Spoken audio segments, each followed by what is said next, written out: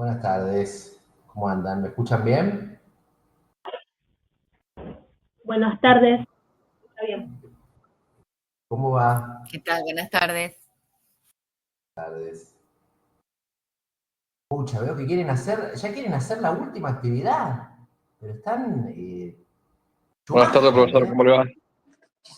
¿Cómo va? Te cuento por qué le pedí, porque tengo que hacer un viaje y las quiero presentar. Y estoy un poco como, no sé, desilusionada. Me parece que no entiendo muy bien las cosas.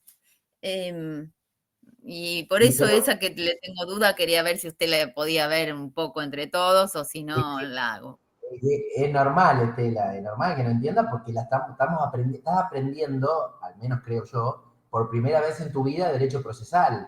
Por eso nosotros vamos, viste, a ver, es una materia pesada, siempre digo lo mismo y es real, les juro que sí. Y por otro lado, yo voy viendo las preguntas, por ejemplo, esta actividad que vos me dijiste, por ahí pifio en alguna, pero hace ya, creo que pone un caso y habla de muchas cosas que vinimos hablando y son complejas. Yo te puedo adelantar alguna pregunta puntual que no entiendas, pero vas a necesitar que te construya todo esto, porque si no te vas a aprender todo de memoria y vas a hacer como reacciones intuitivas a las preguntas. No vas a saber ni lo que estás poniendo.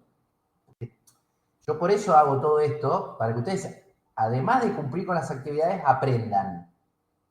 A mí me interesa que Claro. aprendan.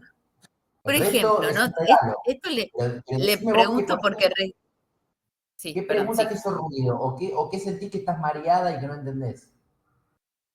No, creo que no entiendo nada del caso, pero bueno, no importa, creí que quizás entre todos podíamos analizar el caso. Pero, por ejemplo, usted recién vi que me corrigió el foro, ¿no? Y yo puse en el foro 4 que la víctima no podía ser un detective privado. ¿Y estuvo bien o estuvo mal?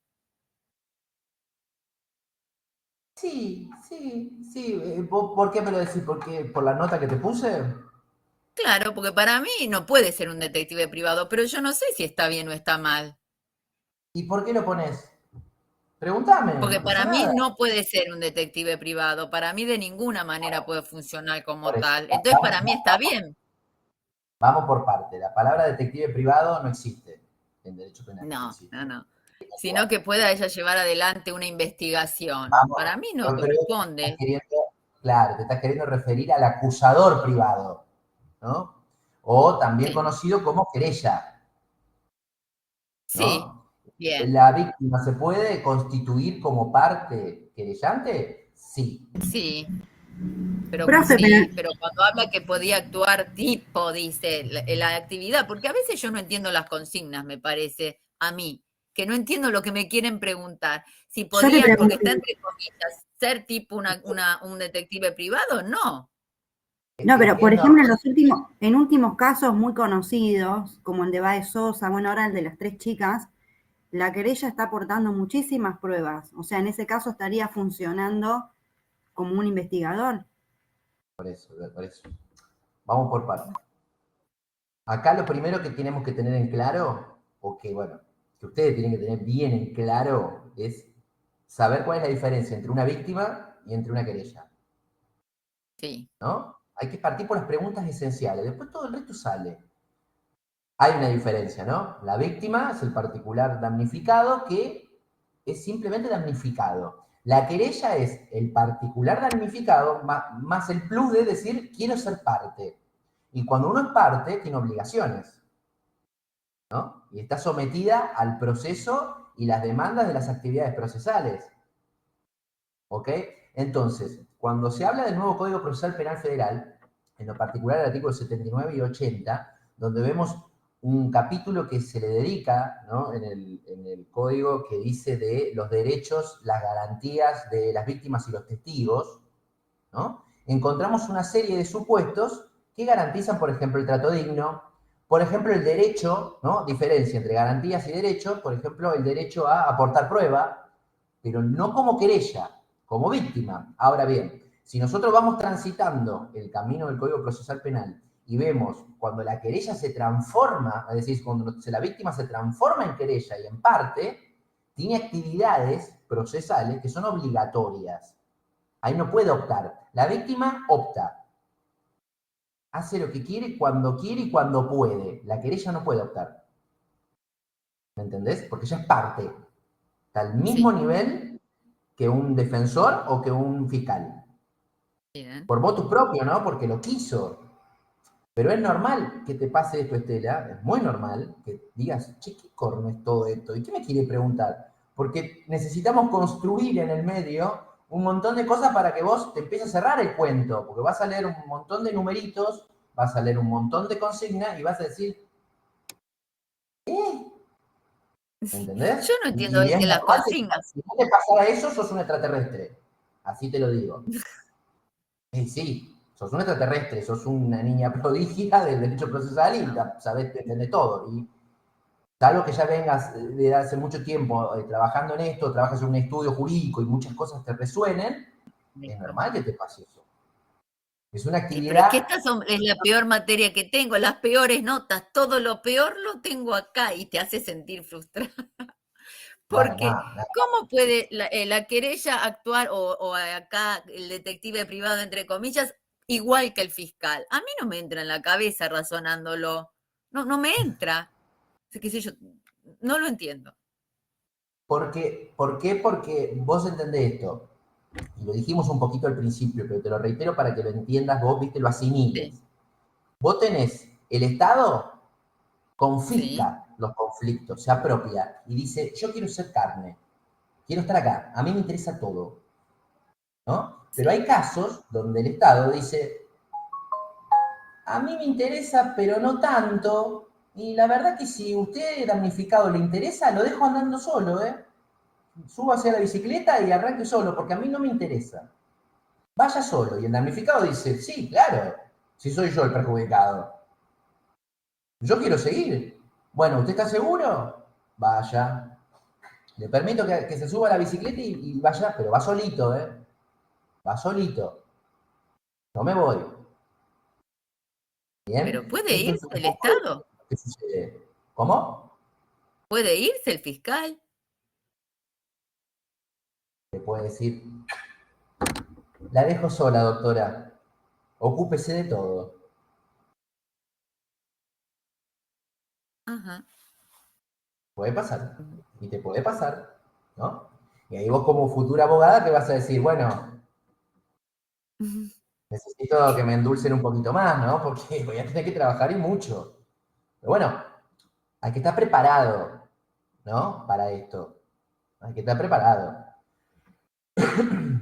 Si quieren, le contesto alguna pregunta puntual, pero yo necesito construir el conocimiento, porque si no, va a ser todo intuitivo, chicos. Les juro por Dios, van a aprender intuitivamente. Van a decir, van a relacionar querella, bueno, entonces era esto.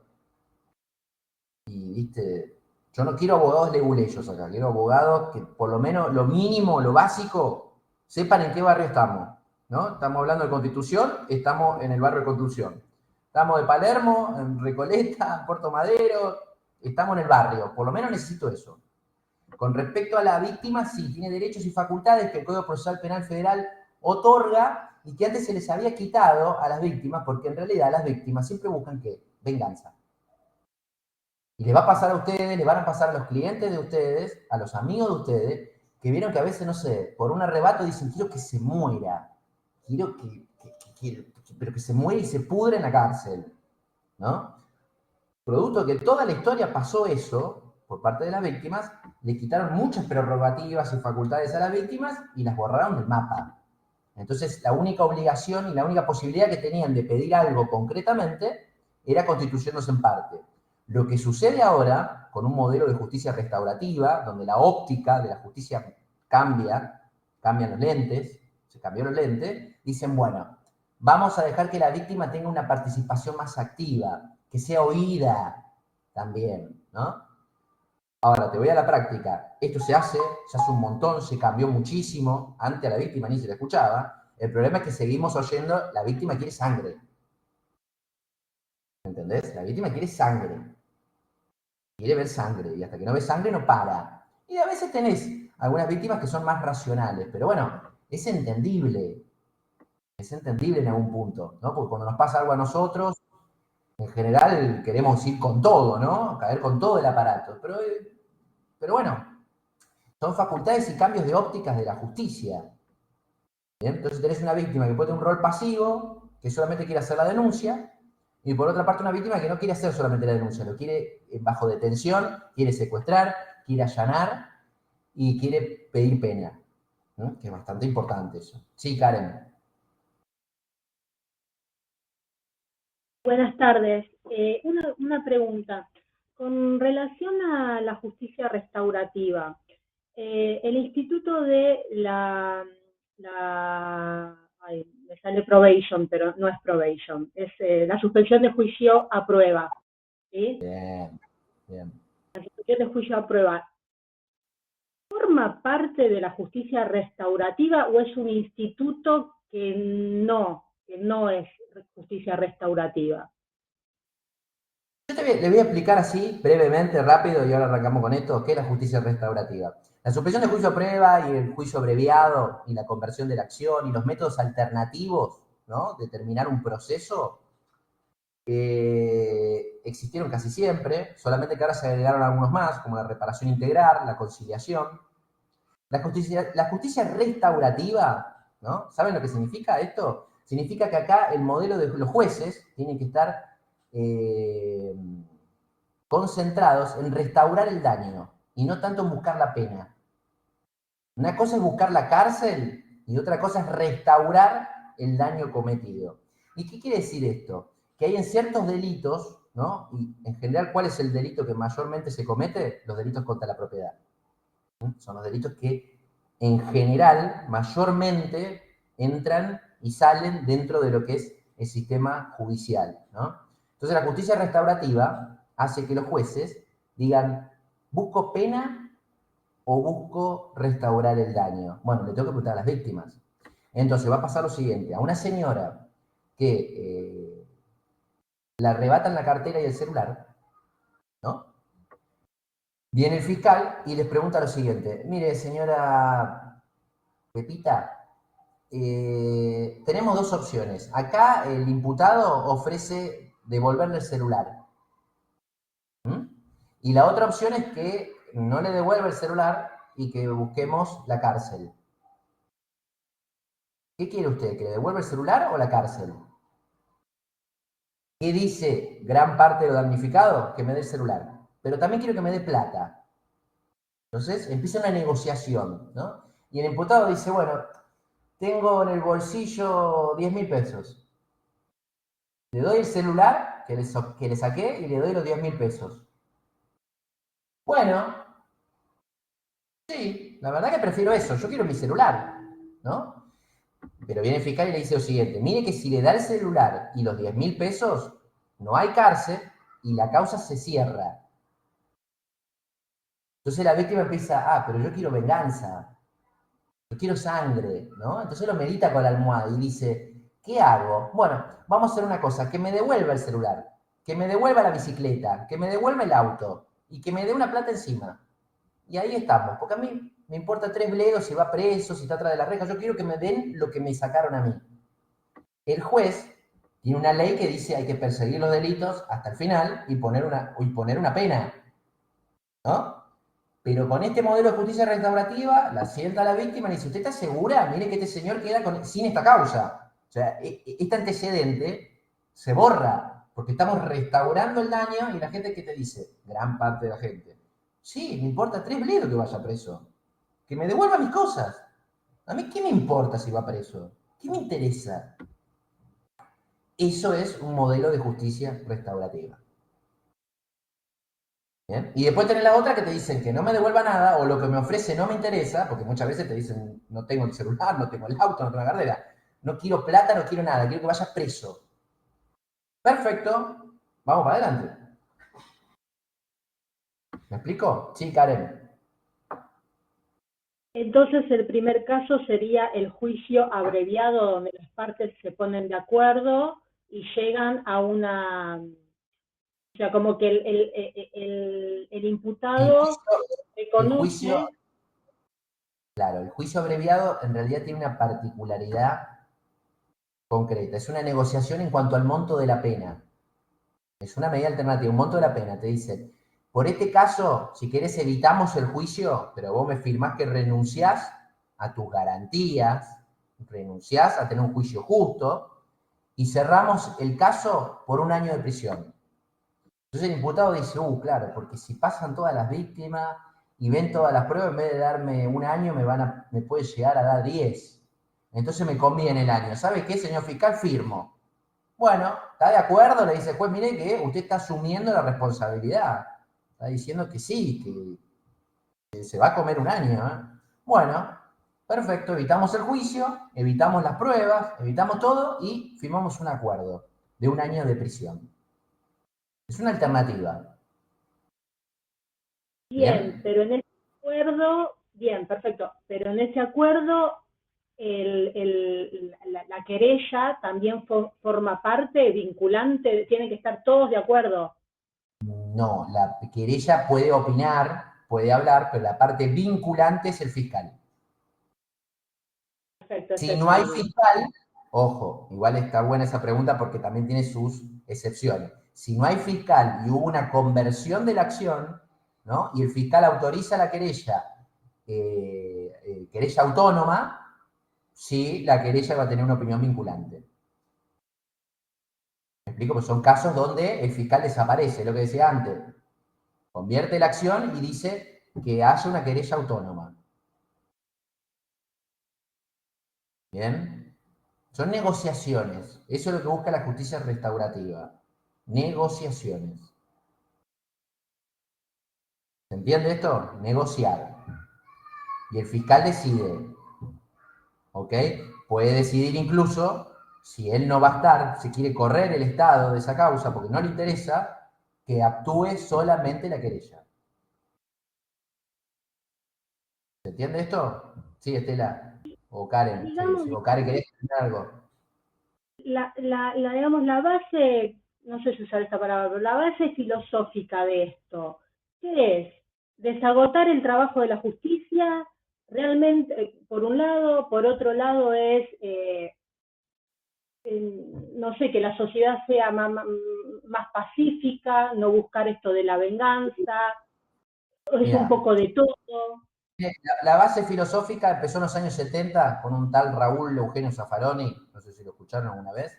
Raúl Eugenio Zaffaroni escribe un libro que se llama El libro de las penas perdidas. Zaffaroni fue el primero que habló en esta latitud de Latinoamérica de decir, no creo en la pena, porque la pena no sirve para nada. Y el Estado lo único que hace es confiscar el delito, dice, es mío, es mío, es mío, a la víctima la llaman una vez, le preguntan, ¿qué te pasó? ¿Te golpearon acá en la cabeza? Listo, correte, no me interesas más. Voy a juicio, busco la pena y te dicen, después, ¿y qué pasó con la víctima? No la escuchaste más, no te interesó más, pero ¿sabés si está bien? ¿Sabés si está de acuerdo con esto? ¿Qué pasó? Bueno, Zaffaroni decía, por eso no sirve para nada, porque la pena no retribuye a la sociedad, no retribuye a la víctima. Zaffaroni empezó a hablar que hasta incluso se podría trabajar el hecho de que la víctima, que el imputado trabaje gratuitamente para la víctima. Porque dice, encima, cuando trabaja en una suspensión de juicio a prueba, por horas gratis, lo hace para el Estado u ONG, ni siquiera para la víctima. Entonces a la víctima la dejan de un lado, le meten una patada y la sacan volando. Todo esto llevó a una discusión, por eso te digo, los años 70 en Argentina, y recién ahora dijeron, bueno, cambiemos y metámosla un poco más arriba a la víctima, pero buscando resolver el conflicto, no siempre buscando la pena. ¿Bien? Eso es la postura filosófica que se viene trayendo hace muchos años, pero esto es muy novedoso, hace pocos años que está esto de la justicia restaurativa, porque tribunales en general, los jueces y los fiscales son automáticos, quieren cárcel, cárcel, cárcel, cárcel, sellan, cárcel, piden pena, prisión, pum, pum, pum. Con esto es como, ¿cómo? ¿Tengo que negociar? Sí, tenés que negociar. Bien. Sí, Estela.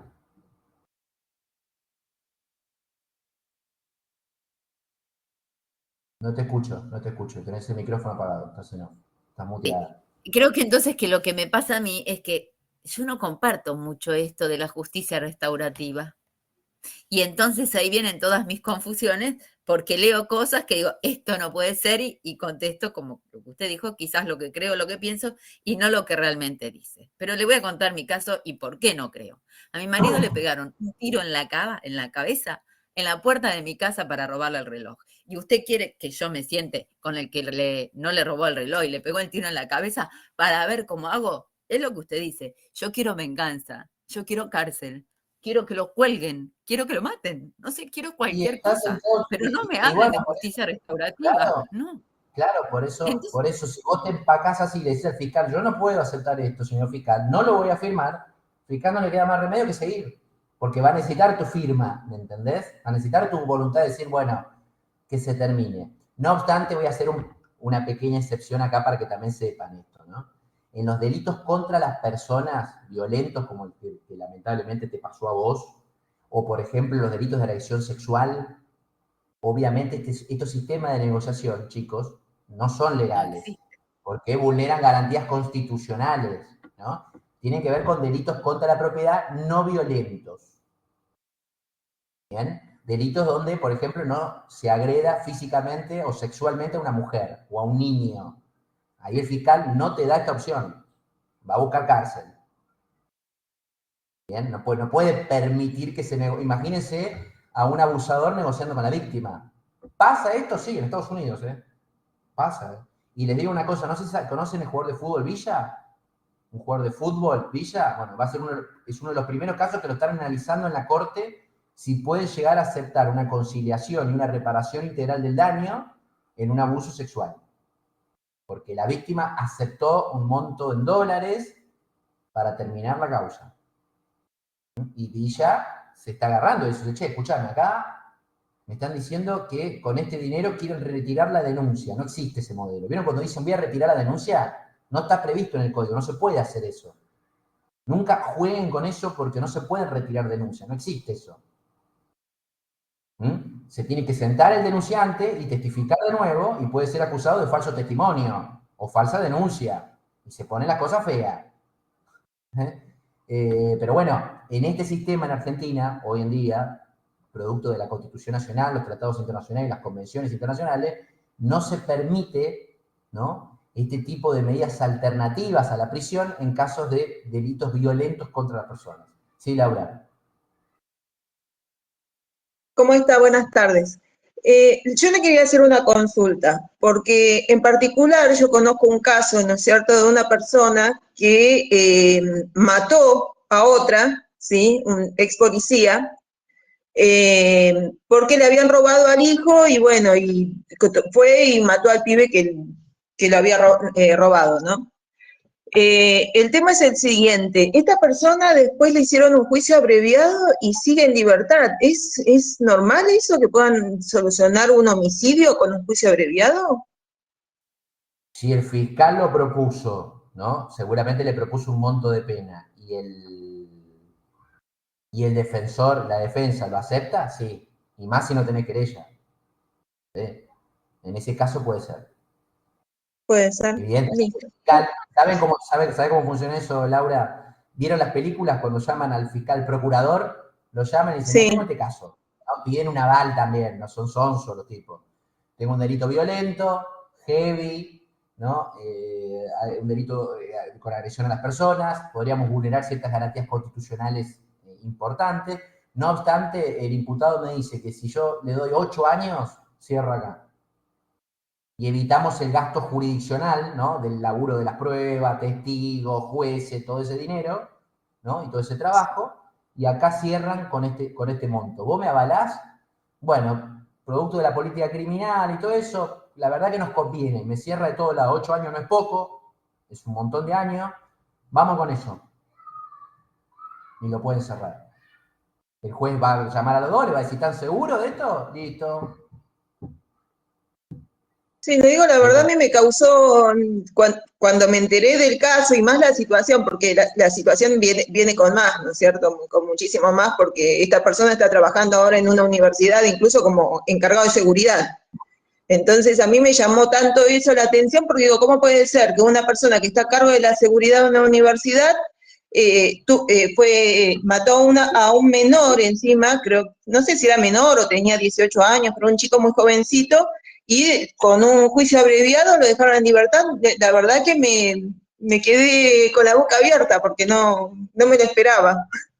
Y bueno, igual habría que leer la sentencia, Laura. habría que leerla, Sí. ¿no? Igual, yo les digo, chicos, cuando se hacen penal el día de mañana, no les va a sorprender nada de esto, ¿no? Se transforman, nos transformamos en monstruos, pero no en monstruos sin sentimiento ni nada de eso, sino que un monstruo que nos acostumbramos a escuchar estas cosas, nos acostumbramos a todo esto y trabajamos con esto, ¿no? Entonces, por ahí no nos parece tan ruidoso, pero para la gente, para la familia, para los conocidos es terrible, ¿no? Las causas de abuso, de homicidio, de violencia contra los niños, agresiones sexuales, físicas. Para la sociedad, para lo demás es fuertísimo, pero bueno, la justicia, los operadores, los abogados que hacen penal cotidianamente, saben que son parte de gajes del oficio, ¿no? No puede suceder, pero bueno. Son medidas alternativas y si la fiscalía tiene un aval y lo negoció, sí, se le da manto de constitucionalidad. Sí. Sí es. Pero bueno, sí. ¿Querías decir algo? No, era eso solamente. Gracias. Perfecto. Bueno, como cuestión preliminar, como hacen en los juicios, estuve viendo una actividad que les pido por favor, estuve corrigiendo, corrigí un par, los reprobé a todos, los que iba corrigiendo, y lo aviso ahora antes, para que les quede claro, porque vi la actividad incluso, dije, porque algo debe estar pasando. Lo vimos en la primera clase. No hay 60 etapas del proceso. De hecho, hay gente que me puso que hay 8 etapas, gente que me puso que hay 5 etapas, gente que me habló de 3 etapas. Una tal etapa inicial, una intermedia, una de tercera etapa. No, hay 2 etapas. 2.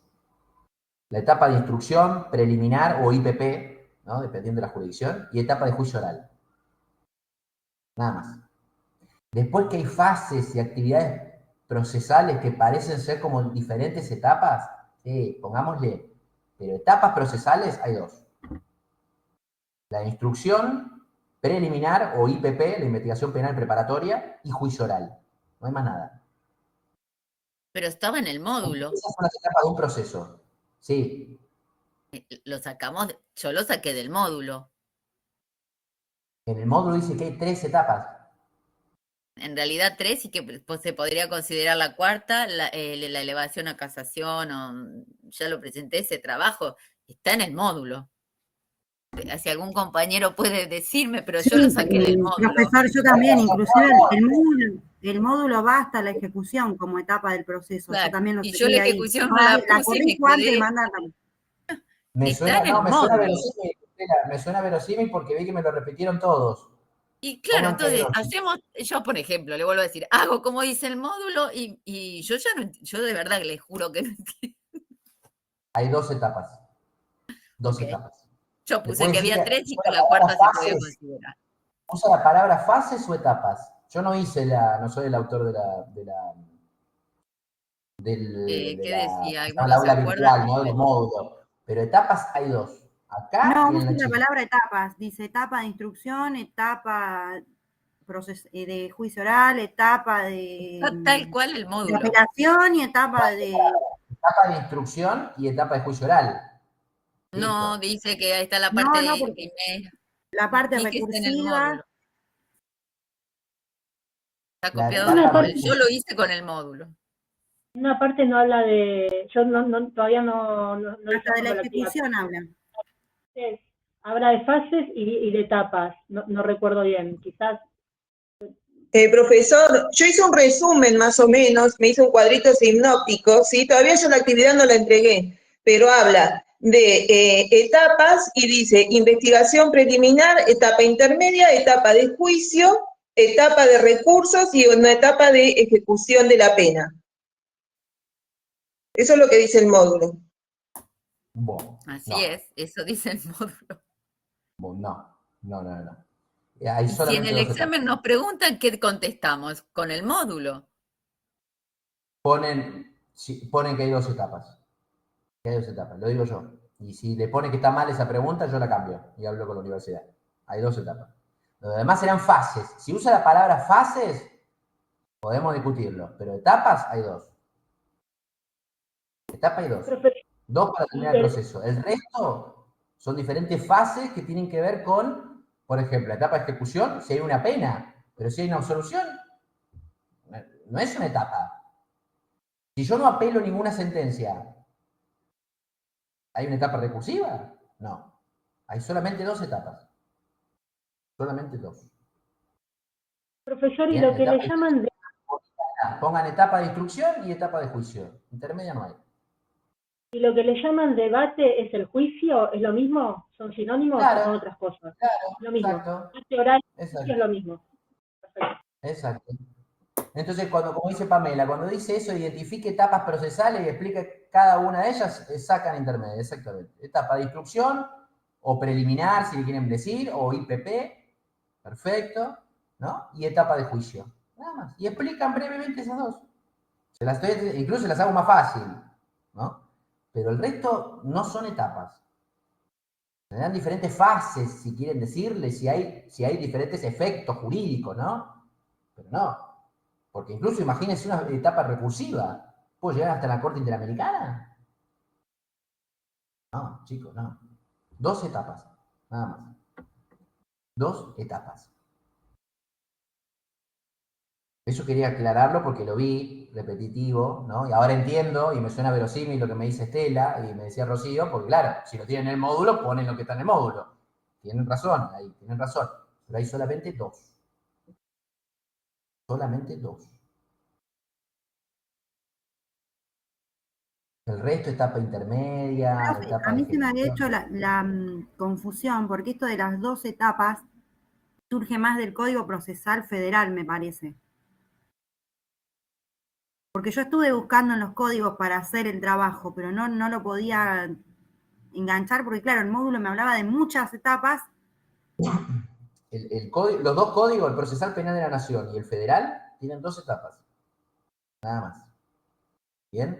Lo que te va a pasar es que, por ejemplo, el Código Procesal Penal Federal, la etapa de juicio la divide en 2 fases, ¿no? La etapa de la discusión y el debate de la prueba, y la segunda fase, la mensuración de la pena. Nada más. Pero son las fases de la segunda etapa. ¿Bien? Todos los códigos tienen 2 etapas, chicos. De instrucción o IPP, que básicamente es la recopilación de la prueba, la preparación del juicio. También lo van a leer muchas veces. Están preparando el juicio, la etapa de instrucción. Y después la etapa de juicio oral.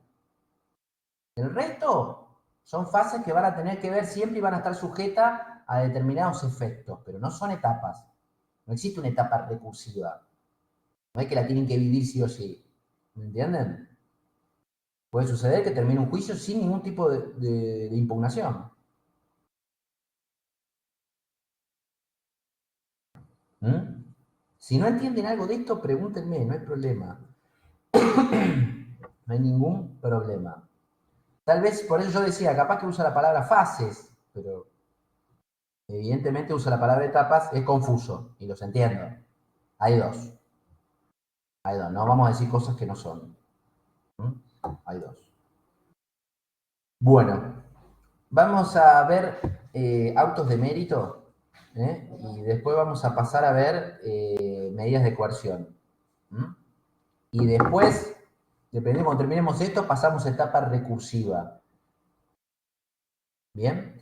Y cuando terminamos etapa recursiva, ahí vemos si vemos alguna actividad en precisión, que veo que tienen complejidad, pero el resto vamos a ir viendo, siguiendo construyendo estos conceptos y estos institutos que son importantes para que puedan entender mucho más y consolidar los argumentos que usan en las actividades, porque si no, van a hacer todo esto intuitivamente y no va a funcionar. No obstante, también vamos a usar las clases para cuando quieran una pregunta puntual, porque están adelantando, como Estela que decía, yo me quiero ir de viaje, o tienen que irse de viaje y quiere ir adelantando, que está en todo su derecho, me pregunta algo, bueno, yo se la voy a responder, no hay drama eso. Pero vamos a seguir viendo estas clases así para que puedan entender lo que están haciendo, chicos. Esto es importante, de verdad.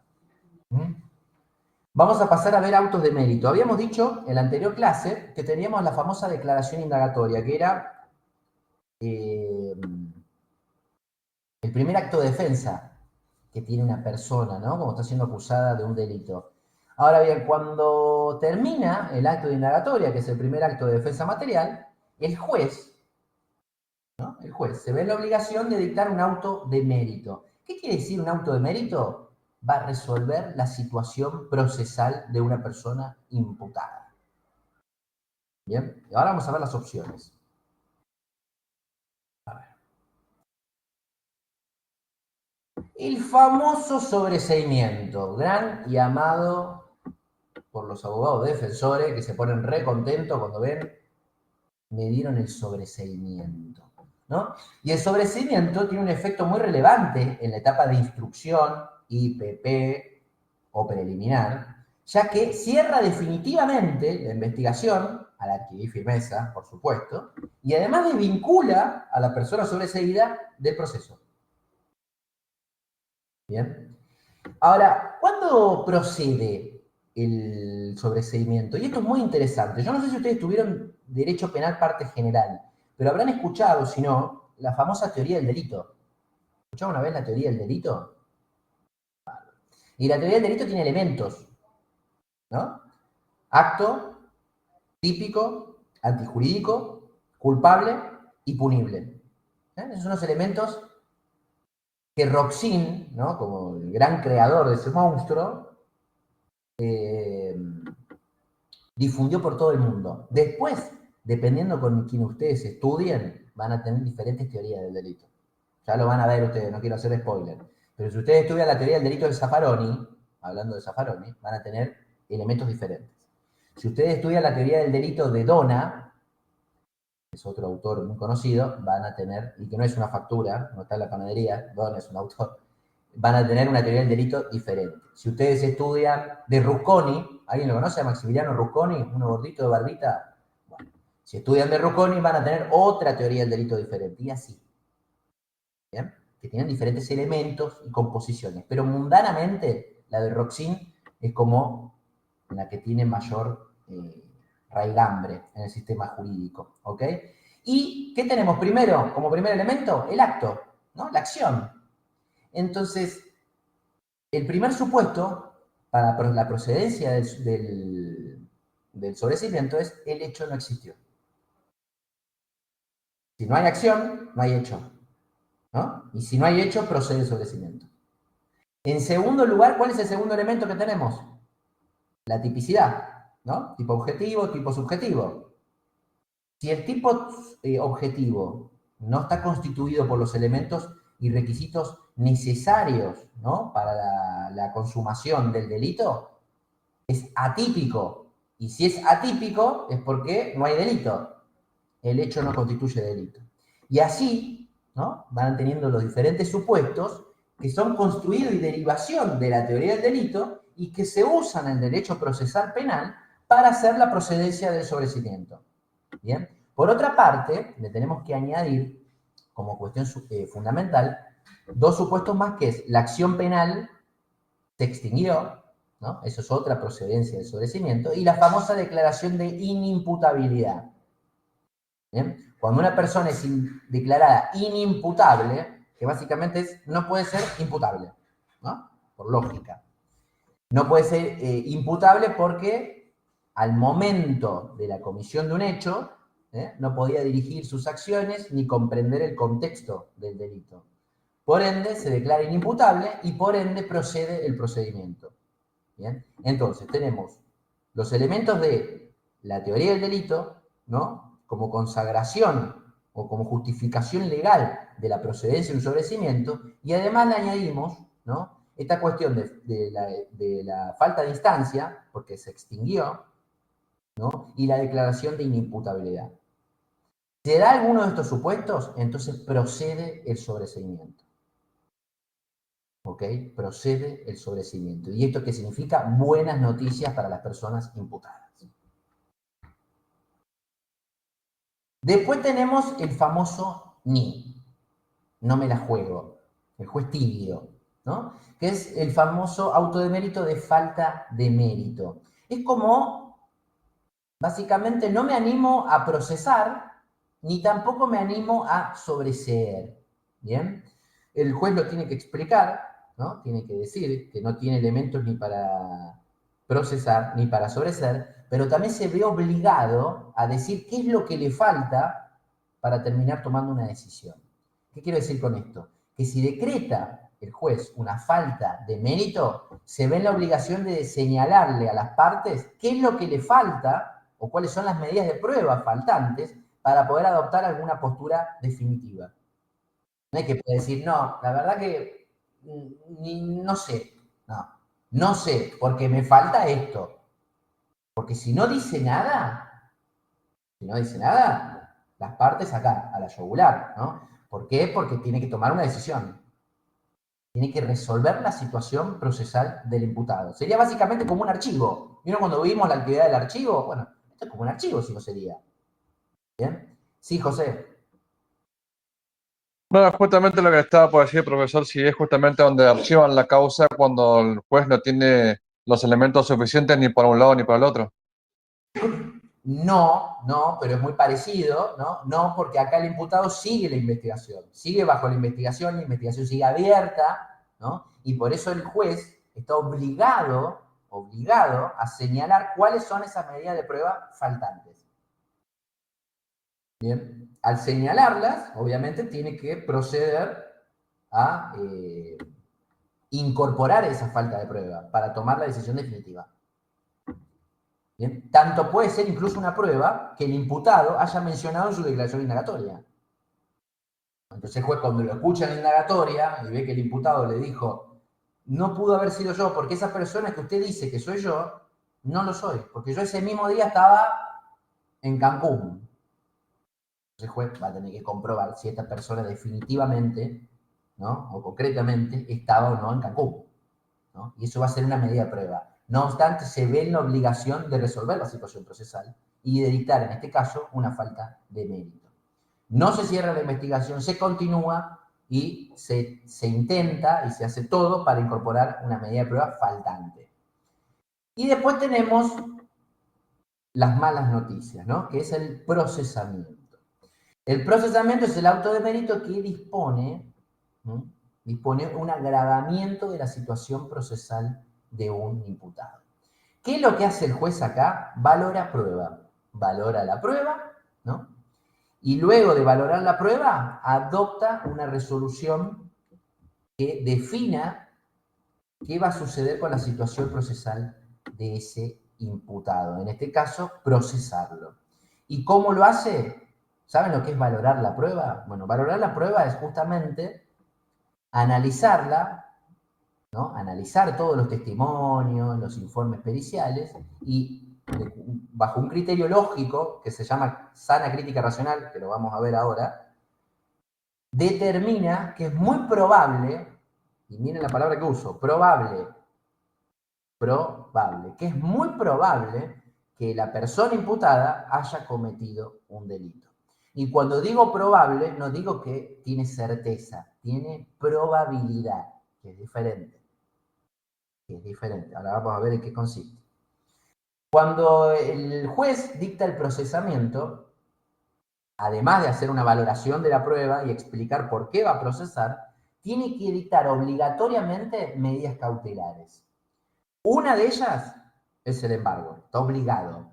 ¿Y qué es el embargo? Una medida cautelar. Y una medida cautelar que ¿qué intenta hacer? Resguardar una porción económica, ¿no?, en cabeza del imputado, que asegure ciertas cuestiones e ítems que son necesarios para el proceso.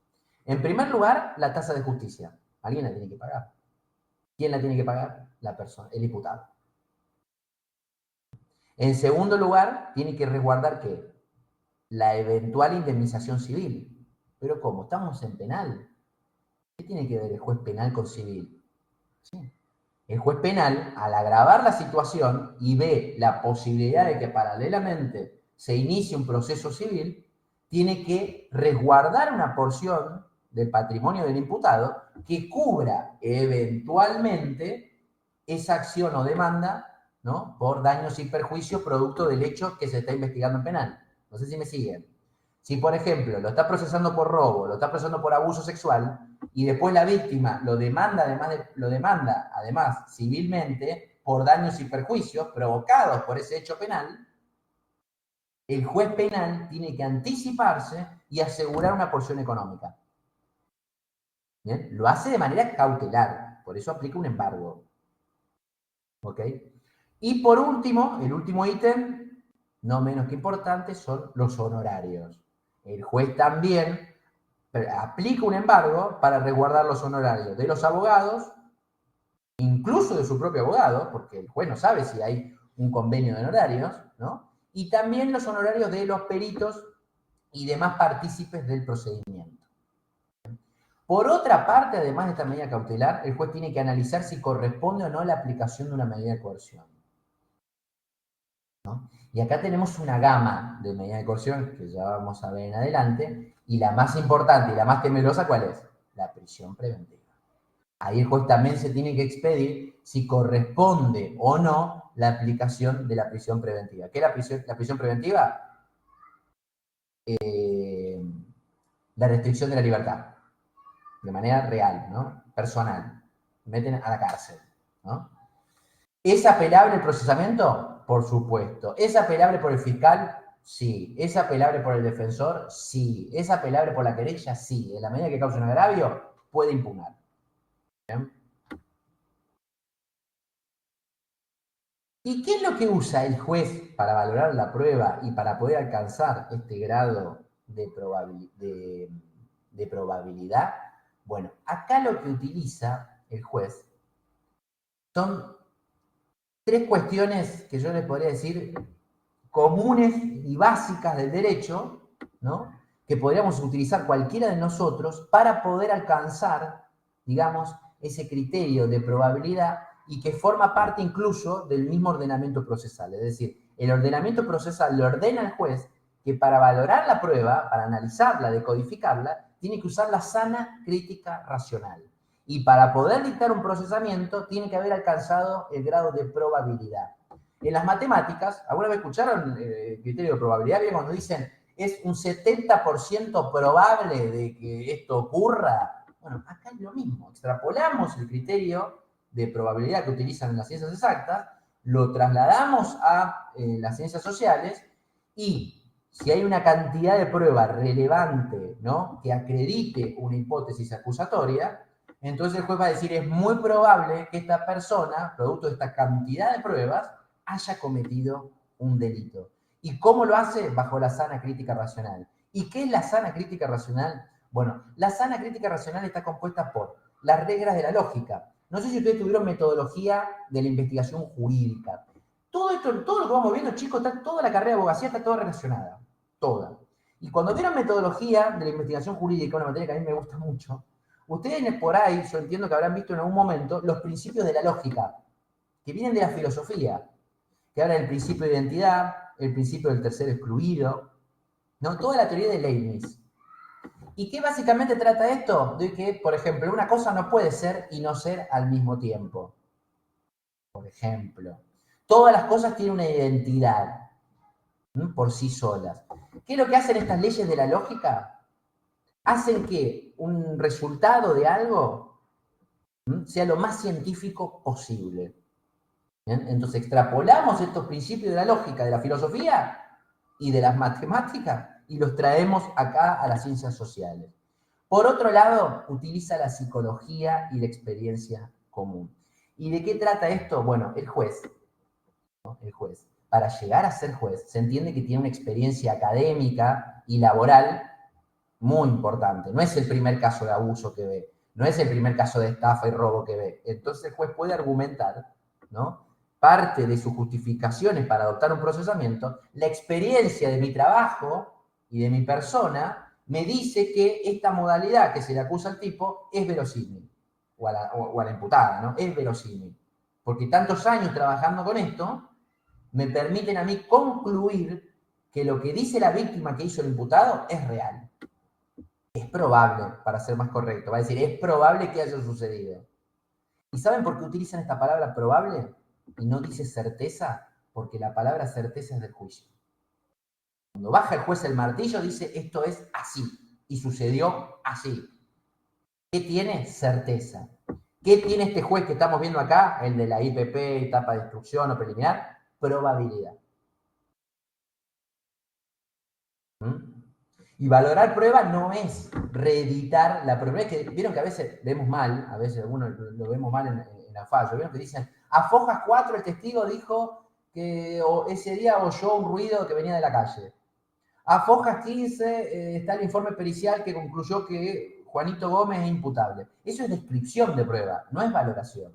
La valoración de prueba, cuando el juez dice, habiendo analizado el testimonio de Gómez, de Pérez y de Ruperto, encuentro coincidencias que hacen y le dan crédito a la denuncia de la víctima, lo cual me parece verosímil, ¿no? La acusación fiscal.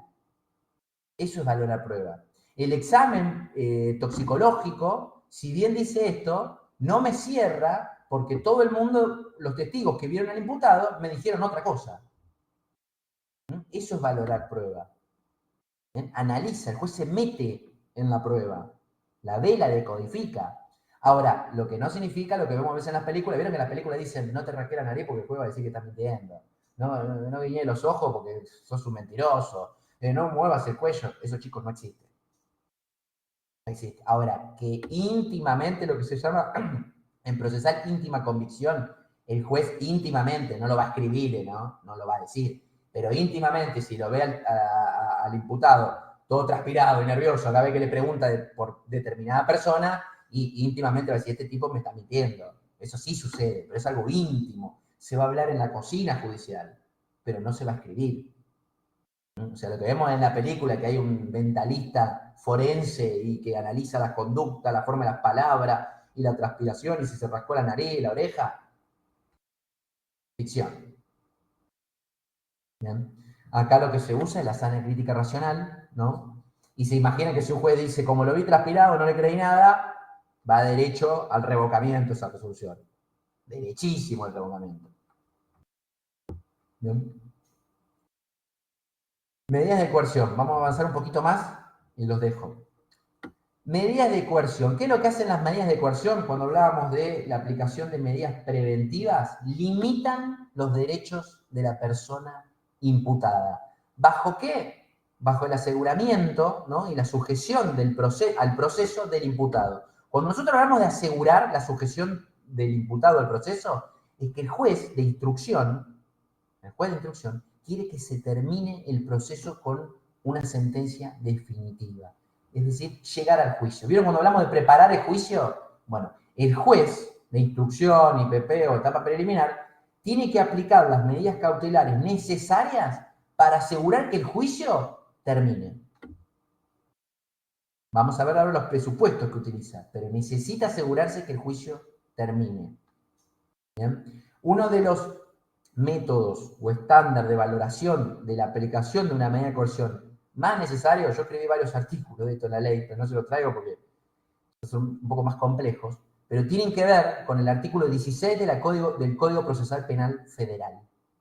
¿Bien? Que lo que habla el artículo 16 del Código Procesal Penal Federal es la limitación y las restricciones, o sea, la aplicación de las medidas cautelares tienen que estar siempre analizadas y aplicadas bajo los criterios de idoneidad, necesidad y proporcionalidad, que son principios.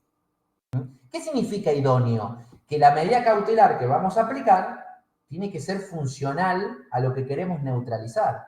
Si nosotros no queremos que la víctima corra riesgo, ¿no? Le aplicamos una medida de prohibición de acercamiento al imputado. Eso es idóneo, para que no la busque, para que no le escriba, para que no se le aparezca. Eso es idoneidad. La medida de coerción aplicada es idónea. ¿Es necesaria? Bueno, la víctima viene denunciando que le tiene miedo al imputado porque la amenaza, la persigue, la hostiga. Es necesaria. Es necesario aplicar una medida de coerción porque no puede el juez dejar que la víctima corra riesgo su integridad física o mental. ¿Bien? Y proporcional, bueno, producto del daño que estamos analizando que se ha cometido, ¿no? El daño acá en derecho penal se traduce como la vulneración a los bienes jurídicos, ¿no? Porque daño es más una palabra que es más propia del derecho civil, ¿no? Daños y perjuicios. En derecho penal hablamos de la vulneración del bien jurídico protegido, ¿no? Tiene que ser proporcional a la medida que aplicamos. Porque si el imputado un día la llamó y le dijo, hija de tu madre, deja de pedirme más plata, porque te voy a denunciar, no le podemos aplicar una prisión preventiva. No tendría un equilibrio. Eso se podría neutralizar con una prohibición de acercamiento. Ahora, si el imputado la amenaza todos los días, bueno, capaz que nos acercamos a la preventiva. ¿No? Todo esto el juez lo tiene que analizar bajo estos criterios. idoneidad, necesidad y proporcionalidad. Medidas de coerción, ¿no? El objeto es asegurar la comparecencia del imputado y evitar el entorpecimiento de la investigación. Lo que les debe sonar, seguramente, y lo vamos a ver bien, peligro de fuga y entorpecimiento de investigación. ¿Saben cuándo se estudia eso? ¿Vieron que lo escuchamos todo el tiempo? Acá, en Derecho Procesal Penal. ¿Bien? ¿Quién lo pide? ¿Quién lo pide? Bueno, ahora los modelos acusatorios parecen tener lógica. ¿Y quién puede pedir una medida de coerción? La Fiscalía o el querellante. ¿Vieron que no dice víctima? La Fiscalía y el querellante. Por eso es importante tener bien las diferencias. Las partes del proceso.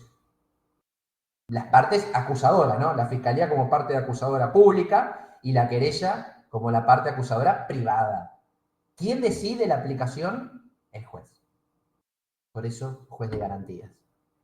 Porque va a analizar si esa medida de coerción corresponde aplicar al caso o no. Porque como les expliqué, la única forma legal, ¿no?, de restringir o no hacer real un derecho constitucional lo puede hacer el juez. ¿El juez limita derechos, destruye derechos? Sí. ¿El juez destruye el derecho a la libertad de locomoción? Sí. ¿El juez puede violar la propiedad? Sí, con un allanamiento. ¿El juez puede violar la libertad? Sí, con una detención, de forma legal. Esa es la respuesta. ¿Cuándo? Desde el primer inicio del proceso. Apenas el juez toma conocimiento de la existencia de un proceso, puede tomar esta medida. ¿Y régimen? ¿Se puede aplicar más de una medida de coerción a una persona al mismo tiempo? Sí. Se puede aplicar una o se te pueden aplicar 20. Si ve que las 20 no sirven, directamente prisión preventiva, ¿no? Porque la prisión preventiva no necesita la combinación de otra. Estás preso. Listo.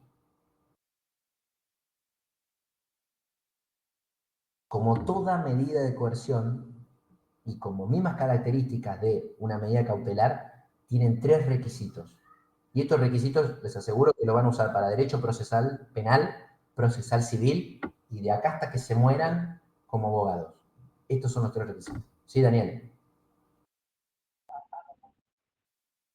Profesor, buenas tardes. ¿Y cómo funciona en la práctica cuando el procesamiento lo dicta el juez de instrucción y cuando Sí, la querella o la fiscalía presenta una medida, un pedido de medida de coerción sí, ante el juez de sí. garantías?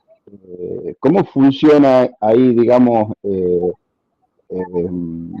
la práctica? Que toma conocimiento el juez de garantías del procesamiento de la persona que está imputada. Una vez que se dicta, ¿no es cierto?, el procesamiento, digamos, se expide respecto a la situación procesal de un imputado, las partes le van a decir, bueno, como ya venimos avanzando y el juicio es inminente, apliquemos una medida de coerción. El juez dice, bueno, los escucho. Y escucho los justificativos, ¿no? Escuchó los justificativos. Entonces la fiscalía y la querella van a justificar. No, ya sabiendo esto, cualquier persona que sepa que está inminente un juicio por abuso sexual y que te va a caer una pena, hay que poner restricciones. ¿Qué te va a pedir generalmente la querella, el acusador privado? La prisión. Siempre pide la prisión preventiva de cajón, ¿no? La fiscalía puede ser un poco más racional, ¿no? Porque tiene su deber de objetividad. No se puede hacer carne, lo vimos. Vieron que dijimos que la fiscalía es parcial, porque las fiscalías no son imparciales. El único imparcial es el juez. Pero aún así tiene que ser objetivo. Cuando corresponde dictar el sobreseimiento, lo tiene que dictar. Vamos a la práctica, ahí sí pasa como en la película. Los fiscales quieren condena siempre. Siempre. Porque les pagan para eso, es su trabajo, ¿no?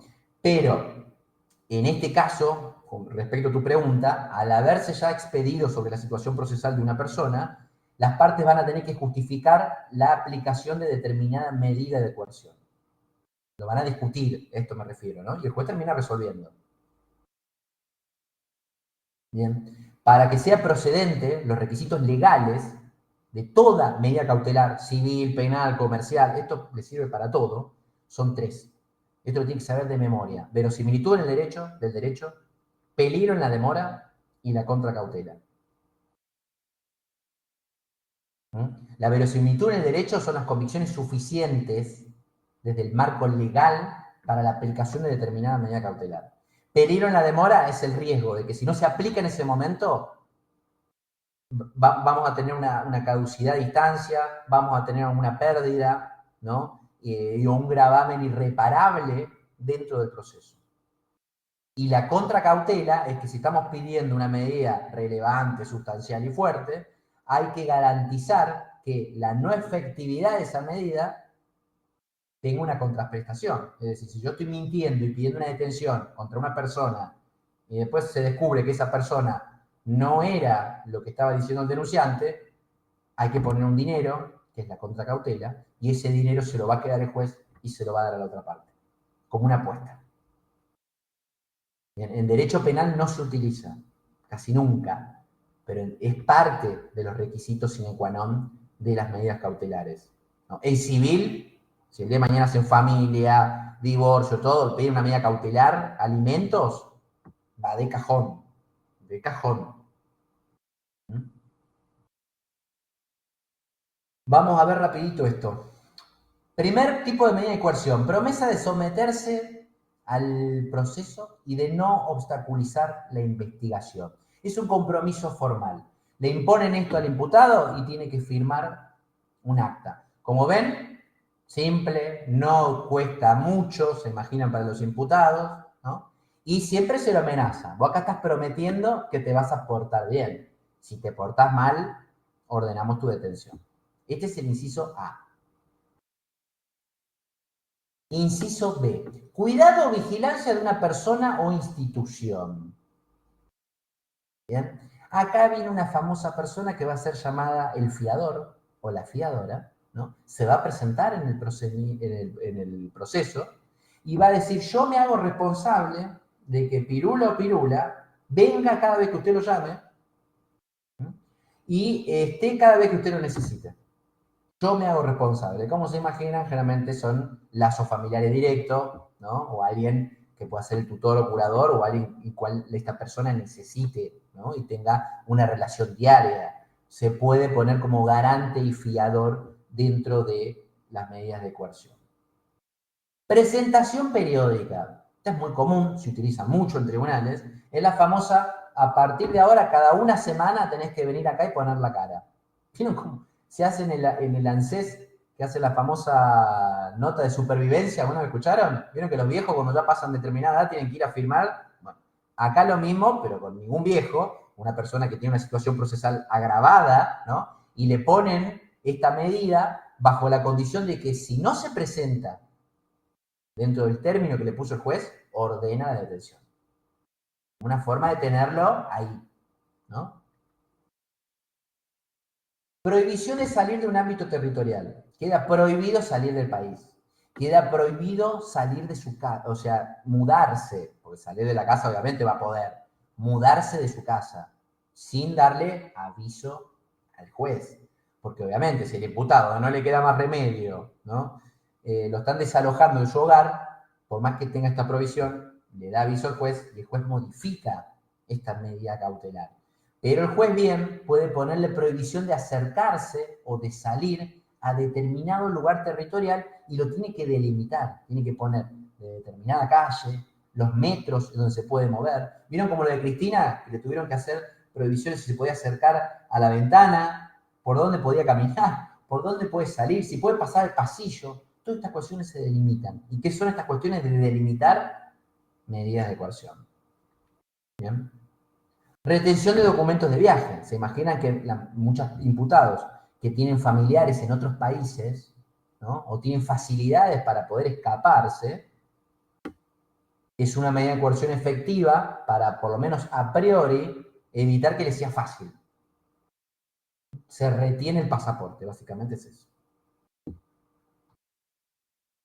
Prohibiciones de concurrir, visitar y contactar. La famosa, ¿vieron cómo le dicen? Perimetral. En civil se usa mucho la perimetral. No te podés acercar, no la podés llamar, no la podés visitar, ¿no? Y acá en general se hace amplio, ¿no? No le podés mandar correos electrónicos, no le podés mandar mensajes de WhatsApp, ¿no? La podés contactar por Instagram, ¿no? El juez puede jugar con esto y dar una explicación de la prohibición de todo tipo de acercamiento. O incluso puede evitar y prohibirle la prohibición de acercamiento por terceras personas. Porque hay muchos que te mandan un matón o una matona, ¿no? A la víctima para que le diga algo. Andá, mamá, y decile a esa sinvergüenza que la voy a matar si la veo. Bueno, esta medida de coerción es como una suerte de alerta para ello. Abandono inmediato del domicilio. Esta es muy polémica, hace mucho ruido, pero básicamente es una medida casi de aplicación automática cuando estamos hablando de causas de violencia de género, ¿no? Donde la pareja vive en el mismo lugar. El juez puede aplicar este abandono inmediato del domicilio de quien haya ejercido la violencia. Por ejemplo, que generalmente pasa, ¿no? La violencia de género, cuando el hombre golpea a la mujer o la amenaza o hay algún tipo de agresión, ¿no? Contra la persona, el juez puede ordenar el abandono inmediato del domicilio. Va a la policía, le dice al señor, se tiene que ir, no me importa si se va a la calle, no me importa si se va a un hotel, donde sea, pero se tiene que ir de esta casa. ¿Se imaginan cuál es la contraposición? Pero es mi casa. Yo soy el dueño. Está en nombre mío la casa. La compré yo antes de conocerla hasta sinvergüenza, te dicen los tipos. Medida cautelar va a durar por un mes y vaya a pelearla donde la tenga que pelear. Y empiezan las discusiones, ¿no? De índole constitucional. ¿Se puede aplicar si genera mucho ruido? Muchísimo. Pero muchísimo. Muchísimo. ¿Bien? Pero le digo, es una medida cautelar que en general sucede en casos de violencia de género. También le he visto en casos donde hijos drogadictos, violentos, le quieren golpear a los padres, ¿no? Golpean a los hermanos. En el juez, aplicación de abandono inmediato del domicilio. Viene la policía y lo saca de los pelos. Lo mismo va sucediendo. Si el tipo incumple, ¿no? Incumple con esta medida, orden de detención. Bien. Como van viendo, vamos subiendo el nivel, ¿no? Vieron que empieza todo con una promesa, no podés acercarte, dame el documento, ahora te va de tu casa. Va subiendo. Caución real o personal o seguro de caución, la famosa fianza, ¿no? El juez pone un monto de dinero, ¿bien? Que va a quedar a resguardo en el proceso a cambio de que esta persona no vea comprometida su libertad. Le dice, si vos no pagas el monto en determinado tiempo, te meto preso. Entonces viene la persona con el dinero y tiene que poner el dinero. Si no, esta persona está en condición de detenido. Si paga el dinero, queda libre. Y ese dinero queda sometido al proceso hasta que se termine. Si después se termina el proceso y se descubre que esta persona es inocente, se devuelve. ¿Saben lo que hacen muchos jueces ahora? Lo ponen en plazo fijo para que no pierda el dinero. ¿Por qué? Porque se avivaron que después le dicen, escúchame, cuando empezó el proceso y la inflación que hay en este país, la plata esa que me pediste valió un mango y ahora vale otro. Entonces los jueces hacen, un juez puede ordenar un plazo fijo, así que lo ordenan, y incluso hay algunos que lo ordenan en dólares, para que no pierdan ese dinero. Como así saben también que si después en ese juicio se declara la culpabilidad de esta persona, el Estado se lo queda y lo mete como parte de pago de las tasas de justicia, ¿no? Y de los montos de embargo que habíamos hablado en el procesamiento. Todo tiene una explicación y se deriva. Dispositivo electrónico de rastreo, la famosa pulsera electrónica, lo habrán escuchado muchas veces. Se llama el Ministerio de Justicia, se le dice que venga a ver con esta persona y que le ponga la famosa pulsera. ¿Ven? Que tiene un monitoreo, se supone, las 24 horas. Arresto domiciliario. Y acá tengan atención con esto, porque los abogados cometen mucho error en esto. No es lo mismo prisión domiciliaria que arresto domiciliario. La diferencia es muy simple. Acá estamos en etapa de instrucción, ¿no? Entonces hablamos de arresto. A Cristina, que tiene la prisión domiciliaria, ya pasó el juicio, se dictó sentencia y quedó firme. Es otra etapa. Por eso en esa etapa se llama prisión domiciliaria. Acá los términos cambian, ¿no? Para poder adaptarlos a las etapas que estamos y hablamos de arresto domiciliario. Las características son similares. Esta persona queda limitada de su libertad de locomoción dentro de un lugar, ¿no? Pues es su hogar o el hogar de un familiar, etc. y tiene prohibido retirarse de ese sin permiso del juez, hasta tanto se termine el juicio. ¿Bien? Y las recontra malas noticias y la medida más gravosa, ¿no? Que es la prisión preventiva, que básicamente es vas a la cárcel. Las grandes discusiones que tenemos en esto, es lo que le ponía yo el límite, ahí en uno de los puntos, ¿qué diferencia hay entre la prisión preventiva y la condena a prisión? Ninguna, los efectos son los mismos. Te meten atrás de la reja y estás preso. No es que cuando estás condenado tenés más privilegio que cuando estás con la preventiva. Pasa lo mismo, los meten a todos al mismo lugar y están mezclados los condenados con los presos con procesamiento con prisión preventiva. Están todos en el mismo lugar, ¿no? Acá los grandes problemas que tiene la aplicación de esta medida más gravosa y gravitante del proceso penal es que los jueces y los fiscales lo usan como regla. Ante la duda, prisión preventiva. Cualquier conflicto, susto, miedo, prisión preventiva.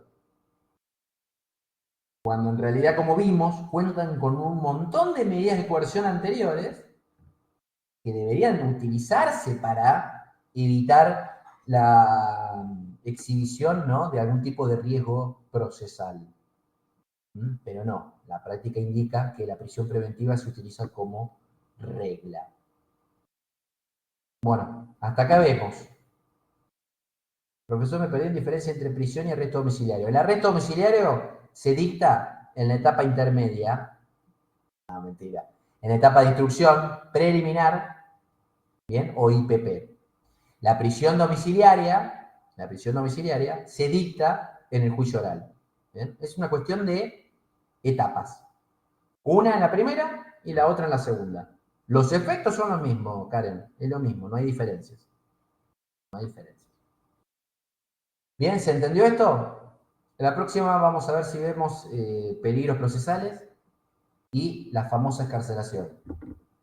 Todo lo que da platilla, ¿no?, en penales. Rápido y mucha. Así que va a ser muy útil esa clase. Bien. ¿Alguna pregunta? ¿Nada? ¿Se entendió? ¿Quedó claro todo esto de medida de coerción?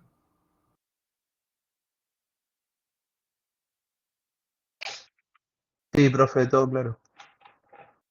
Bueno, ¿quieren que le suba después esto? Así lo tienen, ¿eh? Y lo usan. Sí, profe, le hago una Sí, pregunta. Sí. Acá en Provincia de Buenos Aires existe algo llamado Patronato del Liberado, donde Sí. las personas salen de la cárcel y firman todos los meses. Sí. ¿Eso es qué es? ¿Por qué lo El harían? patronato liberados ¿Antes? es una oficina judicial que lo que hace es el control de los cumplimientos de reglas de conducta que se imponen en una suspensión de juicio a prueba. A vos te ponen regla de conducta, no sé, después lo vamos a ver cuando veamos medidas alternativas de la prisión, que te ponen, por ejemplo, cumplir 100 horas de servicio, ¿no?, a una ONG, por ejemplo, Cáritas, ¿no? Vos tenés que ir a Cáritas, si cumplís con esas 100 horas, que te las hacen parir, te dan un certificado y vos ese certificado lo presentás en el patronato. El patronato dice, a ver, señor, ¿cuántas horas? ¿Y cuántas cumplió ahora? ¿10? Bárbaro. Ese patronato, cuando junta todo el cumplimiento de esas reglas, se la manda al juzgado. De eso trata. Eso hacen los patronatos. Bueno, chicos, entonces los veo el martes que viene. ¿No hay ninguna pregunta, nada? ¿Seguro? ¿Nos vemos el martes que viene, entonces? Bueno, entonces los libero. Nos vemos. Gracias. Chao, profe. ¿A qué hora el martes que viene? Y arrancamos a las 6, ¿te parece? ¿Podés? Perfecto, sí, sí. No sabía yo, por eso ingresé tarde, disculpe, profe. Igual queda grabado. Queda grabado todo lo que pasó. Sí, por suerte. Gracias. ¿Vos me querés hacer una pregunta? Yo me quedo. Lo demás váyase, chicos, no hay problema. ¿Vos me querés hacer una pregunta, Roxana? No, gracias, profe. Voy a rever la parte que me perdí, que es media horita más o menos. Gracias, muy amable, profesor. Hasta luego. Gracias, buena semana.